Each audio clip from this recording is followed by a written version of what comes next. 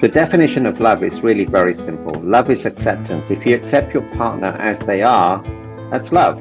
When you have a newborn baby, you don't judge it, you just accept it. And that's what love is. Accept your partner as they are, accept your children as they are, accept your friends as they are, and that's pure love. Hi, welcome to Switching Mindsets. I'm Anuradha, and today we have with us Anil Gupta, internationally known as the Love Doctor. Based in the US, he has helped singles, couples, and families across 18 countries overcome their struggles and live richer lives filled with love. He has coached celebrities including Mike Tyson, authored his bestseller, Immediate Happiness, and founded the Happiness Score, one of the many formulae for happiness and relationship success. Hi, Anil. It's an honor having you on the show. And then it's so nice to be here to be able to help so many people. Yeah, I'm sure. So I'm sure, the audience will also find it invaluable, whatever, insights that you have to share with us today. So tell me, what is love, right? You've explained it in your book as well, and I was going through it, and you said that, we're all chasing that feeling. So what is this love, that we're looking for? So everything that we do as human beings, we do for one reason only, for the feeling it gives us. Money in the bank for the feeling it gives us, the feeling of security. A house, the feeling of having a nice house. A meal, a relationship, it's all for a feeling. So the definition of love is really very simple. Love is acceptance. If you accept your partner as they are, that's love. The definition of love is really very simple. Love is acceptance. If you accept your partner as they are, that's love. When you have a newborn baby, you don't judge it, you just accept it. And that's what love is. Accept your partner as they are, accept your children as they are, accept your friends as they are, and that's pure love. Yeah, but like you've written in your book, I was just going through it. You said it's easier to accept friends for what they are rather than your partner, right? So why is that? But you see, with friends, we accept them as they are. We don't criticize them, we don't judge them, we don't compare. So we let our friends basically be themselves. But with family, this is why we have so many upsets. We have more rules in family. We have more attachments. We have more expectations. With friends, you have no expectations.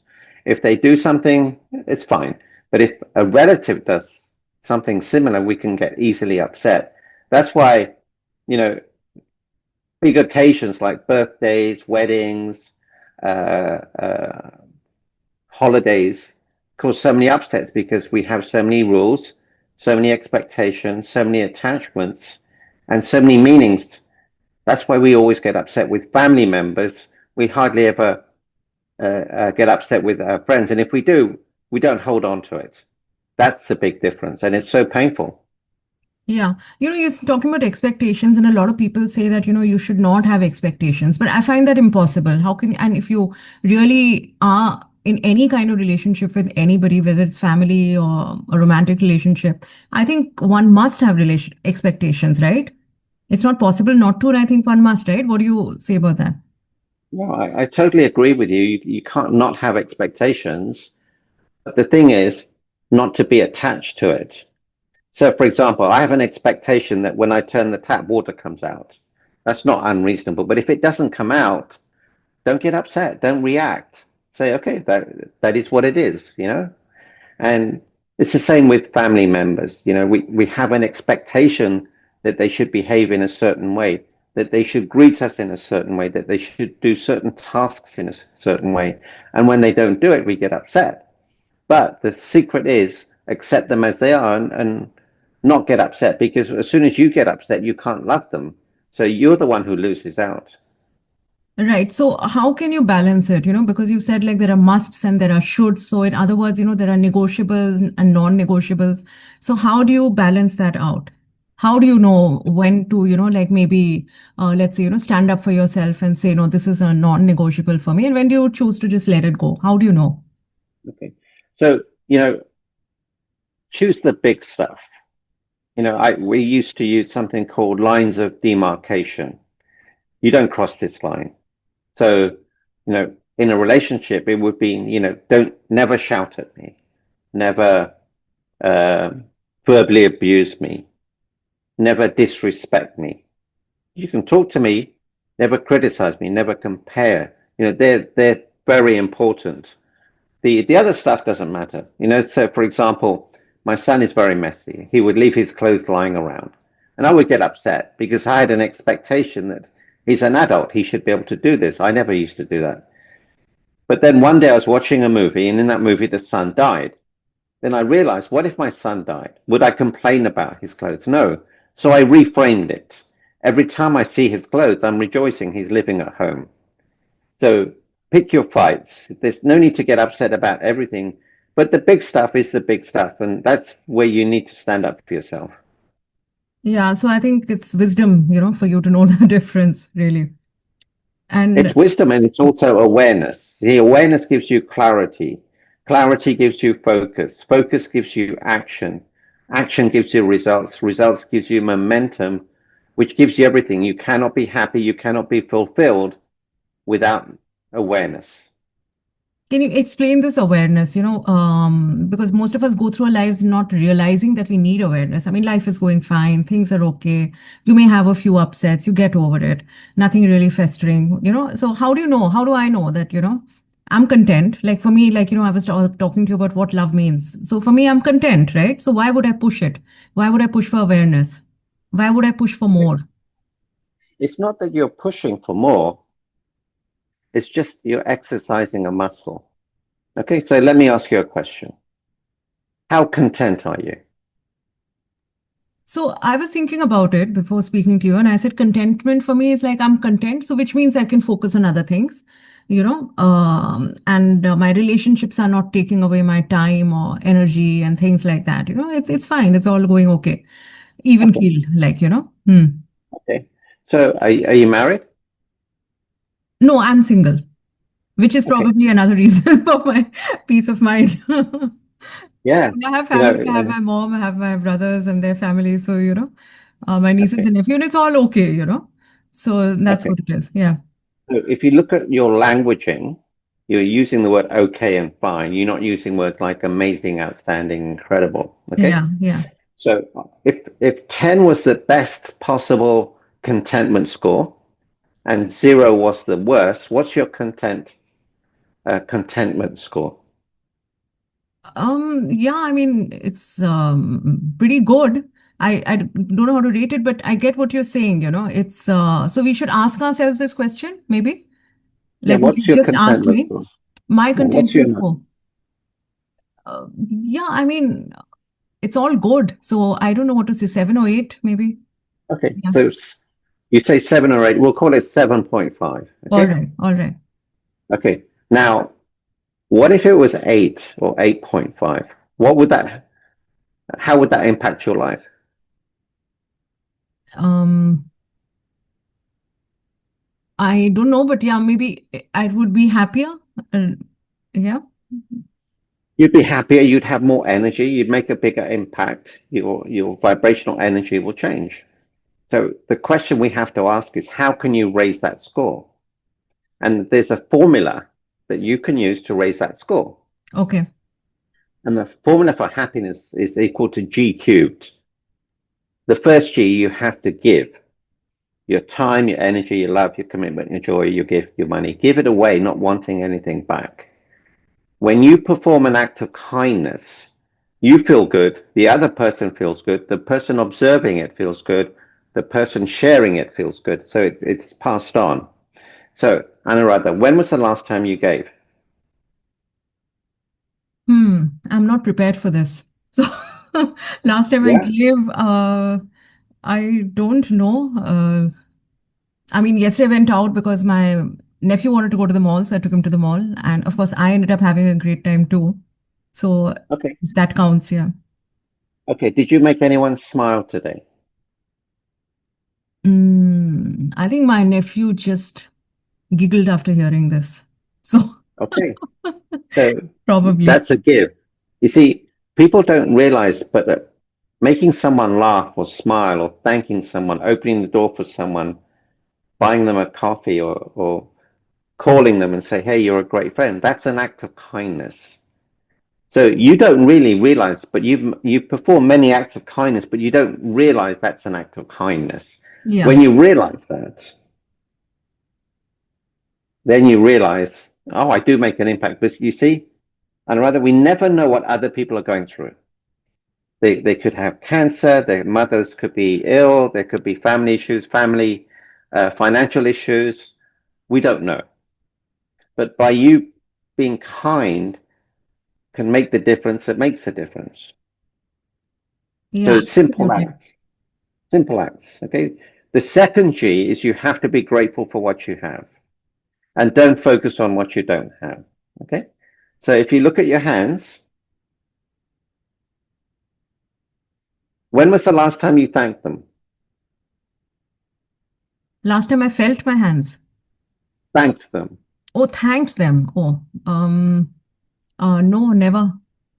Yeah. What Yeah. have they done for you? They've done a lot. Everything. Everything. Indispensable. Okay. Yeah. So look at my hands. Do you notice anything? Not really. This hand Hmm. has 9 fractures in it. It has Oh, a titanium brace in here because okay. I fractured it 9 weeks ago. Okay. All right. When I fractured it, I was very upset. Obviously, it was fractured and dislocated. But then I became very grateful. Do you know why? Why? I'm right-handed. Ah, right. That's my main hand. This is my Yeah. support hand. Yeah. So that's a muscle I developed. When you become more grateful, when you start to give, you'll have a higher level of contentment. And the third G is you have to grow emotionally, physically, spiritually, mentally, and financially. When you do those three things, your contentment score, your happiness score will rise. Amazing. So you have to give, you have to have gratitude, and you have to You grow. have to grow. Yeah. Yeah. Hmm. See? That's amazing. So, and rather, there are two types of people on the planet. Very simple. Ones that make you happy when you enter a room, ones that make you happy when you leave the room. They either give you energy or they suck energy. That's it. Yeah. Which one are you? I hope I'm the first. No, No, I mean, I hope I give energy when I enter the room. That's what I mean. No? no. Okay. See, what words did you use? I said, I hope I'm the first. Yes, Yeah. you hope. I hope. Yeah, there's no doubt in my mind. When you enter a room, you bring energy. That's so When sweet. you say, Yeah. if I said to you, Anuradha, I hope to be on the call today, Yeah. Yes. Yes. as opposed to I will absolutely be Yeah. on the call early. Right. So the languaging that we use will determine how we feel. Yeah. Absolutely. Because when you say, I hope, there's a sense of doubt. One's not sure. Yeah, and the brain will listen. Oh, she's not sure about this. I'm not sure about this, and Yes. then it affects everything. Yeah. I've realized that, you have to give the brain the right signals all the time. It works. Absolutely. Yeah. It's an So affirmation to yourself, I suppose. yeah, Yeah. every time you use the word hope, you're relying on hopium. Yeah. Right. So I before I forget, I love this thing which you do at home, which you call the daily clearance. Hmm. Could you talk about that? I love that bit, where you said your daughter also does it, and you all sit around a table and you do this daily clearance. Yeah, this daily clearance is a game-changing exercise that we do at home. We used to do at home when the kids were young. I would sit around the dinner table and I would ask my wife this question: What have you done today that no one has thanked you for? So she would say, I made this meal. So my son, who was 9 at the time, would thank her, and my daughter was 7, would thank her. I would thank her. Then I would ask the same question to my son. He said, Dad, I did this great homework. No one thanked me. So I would thank, my daughter would thank, my wife would thank. Then we go round the table. Okay. Next question is, what act of kindness did you see today? Go round the table. My daughter could say, Dad, I noticed you helped Mum with the dishes. That's an act of kindness. So, but they're watching and they're ready. So the next question, what act of kindness did you perform today? So I could say, honey, I did this for my daughter. So that's an act of kindness. I performed. You don't ask what did you perform an act of kindness? You ask what act of kindness? Because if you say did you, they could say no. But if you say what act of kindness did you perform, they have to say something. Next question is, what are you grateful for today? Next question is, what was fun, magical, and exciting about today? Not was there anything, what was? Next question, is there anything on your mind? Anything you'd like to talk about? One day my daughter said, Dad, I'm having a problem at school. I said, great. She said, Dad, what's great about it? You don't even know what it is. I said, honey, whatever it is, we will handle it. There's always a way. So I'm seeding that in her mind. And the next question is, um, what did you see? What did you notice? One day my son said, Dad, I noticed you picked from school. You gave me a hug and a kiss. Not every parent comes and not every child wants to be even seen with their parents. And I said, son, if ever I pick you up and anyone says something to you, just say this to them. My dad loves me. Because they need to know what to say. And it's so sad when you see young kids not to be wanting to walk with their parents. It's disgusting. It should never happen. Now, the interesting thing is this. Next day, my son is in charge. He leads the exercise. So he has to be a leader, a public speaker, confident, respectful. But every day they're looking for acts of kindness. Every day they're observing. Every day their level of awareness is much higher. And also the communication between the families is deeply increased. This one exercise is a game changer for the family. And you can use the same exercise for work so that you have a deeper connection with your workmates. It's a game changer. And if you remind me, I have a PDF of that we can give to your audience. Oh, wonderful. I'll definitely remind you. This itself, what you've Fantastic. just shared, is very powerful. So, how long did this ritual take you? And how often did you do it? Every day, So or how was it? we try to do it every day, but it only takes 10 minutes or so. It doesn't take long. So, that's Once you great. get into the group of it, at the beginning, there's a lot of resistance. Oh, Dad, why are we doing this? I don't want to do it. But it also makes you eat dinner together, which is very important. Put your phones away. Yeah, that's very important. And I think through this exercise, you tend to value the small things which you miss, right, in life. And as you grow older, you tend to focus on big wins and big failures. So I think these small joys are very important, to learn to value these early in life. Yeah, I've lost a lot of use in this left hand temporarily, but today just lifting a glass, a cup of coffee, half a cup I could handle. It's a joy, but we take these things for granted. You Yeah. know, I can do this with my right hand. This is all I can do with my left hand. It's hardly any movement, but it's getting better every day. Because I can't dance. I can't do the light bulb dance. Yeah. And what you said, your So first thought was at least it's not your right hand, right? yeah, that's my good hand. This is my hand that I play tennis, Yeah. badminton, squash, pickleball, Yeah. everything. Yeah. So another thing you said, talking about couples, how do you make your partner your number one priority? How does one do that? Well, you used to do it when you were dating, when you first met your partner. You used to make them a number one priority because you did everything for them and they did everything for you. Then, you got married and then you think, oh, I don't have to do that anymore. I don't have to do that anymore. So it becomes transactional. Well, he didn't do that for me. I'm not going to do that for him. And that causes a big problem. Yeah, so transactional reminds me of what I was telling you before the call. I'm like quite addicted to Reddit. I can just never skip it whenever these things come up. And most of these posts are about blended families or whatever, or there's some issue, and everybody advises you, oh, this guy is a red flag, this girl is a red flag, just run or get a divorce. So, and I sometimes ask myself, like, one part of me is like, yes, yes, run, run, run. Even I'm thinking that.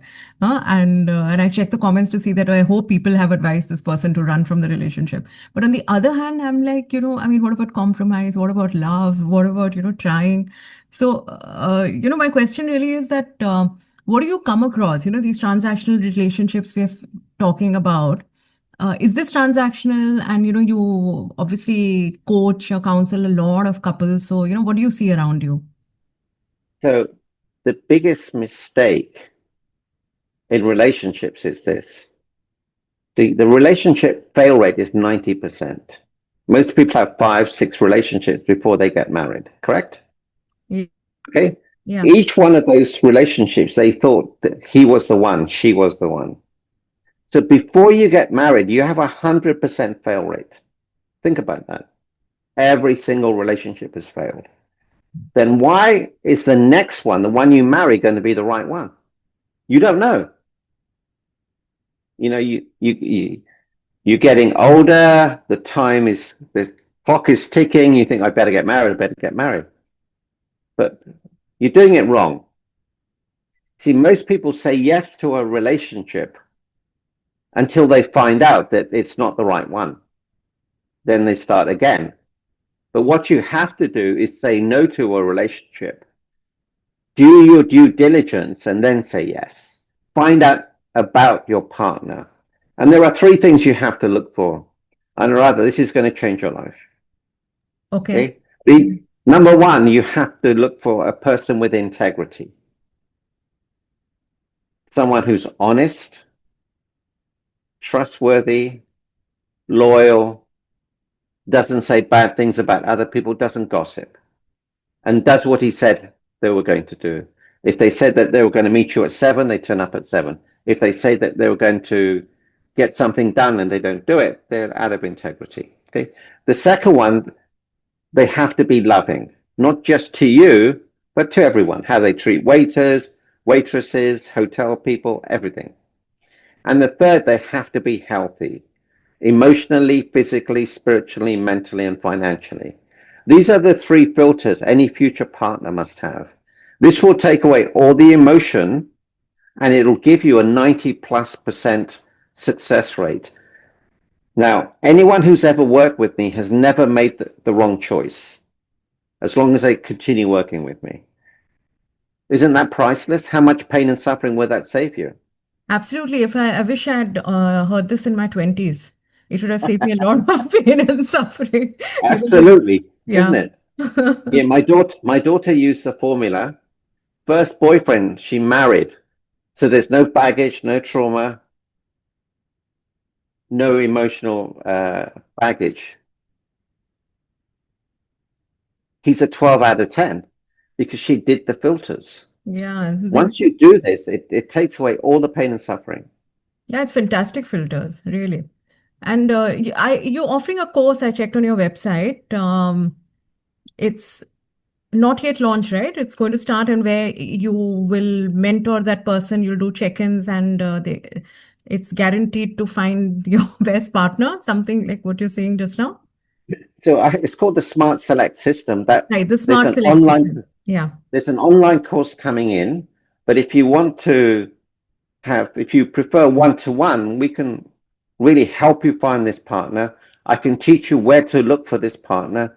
I can teach you what questions to ask them. I can teach you to be a detective so that you can look for the right people in the right place, ask the right questions, do the right filtering, and make the right choice.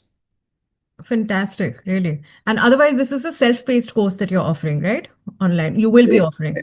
I will be offering. I'm doing all the groundwork, and I'll be recording next week. Okay. So what motivates you to do this? So nothing motivates me. You see, motivation is external. Inspiration is internal. If you motivate your child to do your homework, do your homework. Every day you have to motivate them. But if you inspire them, you never need to motivate them Yeah. because it's coming from the inside. So what's inspired me is that I was suicidal in 2008. I'd lost the house, the car, everything. And I made a comeback. And I thought, you know what? If I can do it and I have this gift to help other people, let me share that gift, because it's not about us. It's about the difference that we make. Yes, yeah, I read that, and you said that your wife said that, she's as long as she's with you, she doesn't care about the material stuff, right? And I saw that you posted it on LinkedIn as well, this.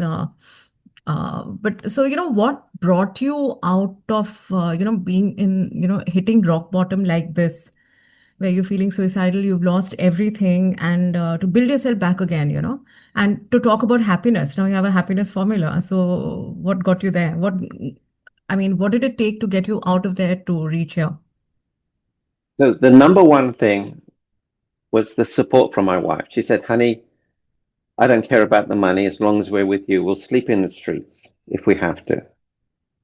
That was so magical for me because I thought I was a failure, not good enough, not smart enough, you know, messed everything up. Then I did one thing that changed my life. I started to give. In the moment you give authentically, there is no pain, there is no suffering. And it became addictive. I started doing events, 5, 10, 20, 50, 100, 500, 10,000 people. When you give your gifts away, when you are grateful for what you have, and when you grow, things are magical. So let me give you an example of the happiness score. August 25th at 8:30 a.m., my happiness score was 729. 9 for give, 9 for grow, 9 for gratitude. Okay? 45 minutes later, I slipped, fell, I cut myself here. You can see there's still a scar there. Yeah, on your hand, right? Your left hand. Yeah, Yeah. Hmm. dislocated my wrist Yeah. and fractured my wrist in 9 places. It was messy. Had the ambulance, the stretchers, EKGs. I passed out. My happiness score was 1. 1 times 1 times 1 is equal to 1. Then a few minutes later, I realized it was my left hand. My right hand was good. So my gratitude hand went up. Gratitude score went to 5. Then remember I said, ask better questions. So I asked myself, how can I give? So I started thanking the ambulance people, my friends, all the people who were working there, for, giving me water, supporting me. I thanked them. So my score went up to 5. Then I thought, how can I serve? How can I grow here? So I thought, let me use this to teach my audience. Let me grow emotionally. Instead of beating myself up, I could thank myself because I stopped myself from banging my head. That would have been a lot worse. So my growth went to 5. So from 729 to 1 to 125. So if you keep this formula in your mind, ask yourself, how can I increase the score? How can I increase the score? Then that's where the awareness comes in.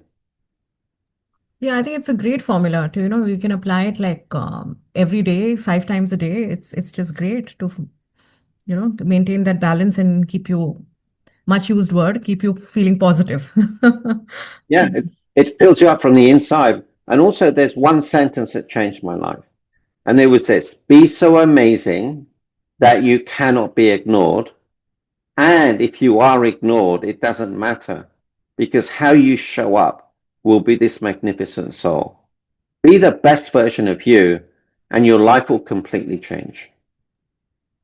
Yeah, wonderful words. So tell me, you have a lot of people coming to you. Could you, share some stories of transformation, couples or individuals or anybody? Yeah. Sure. So the biggest issue I found that has the biggest impact is forgiveness, letting go of something that someone did to you. So forgiveness is the express pathway to freedom. The quality of your life is dependent upon the depth and authenticity of the forgiveness you extend to yourself and to others. I was doing an intervention with a lady the other day. She said, Anil, 50 pounds of weight just lifted off my shoulders. I remember coaching a young man. I asked him what his relationship score with his dad was, and he said it's a 0. And then within 10 minutes, we raised it to, well, he said it's a 10, but it's never a 10. So probably an 8. So by you letting go, it's not you letting the other person win, you win. Right. So It's your life. forgiveness is important for you. Yeah. Yeah. See, the other person may not even know. And why would you rent space in your head to something that doesn't bring you joy? You would never do that if you had a house. You would never invite people that are not welcome. But we love to tell the same story again and again and again and again. We love it. Yeah. Absolutely. And even that inner critic that we all have in our heads, right? And you've spoken about being a coconut, right? And Indian origin boy living in the US, in a white neighborhood. So could you talk about how you became comfortable in your own skin and, how that was for you? So when I was young, I was born in Kenya, Africa, and then we went to India, and then from India we went to London, and I was encouraged because of schooling to learn English. So a lot of effort went into me learning English, but then my mother language I lost, Hindi, Punjabi. My dad speaks Hindi, Punjabi, Urdu, Swahili, um, Gujarati.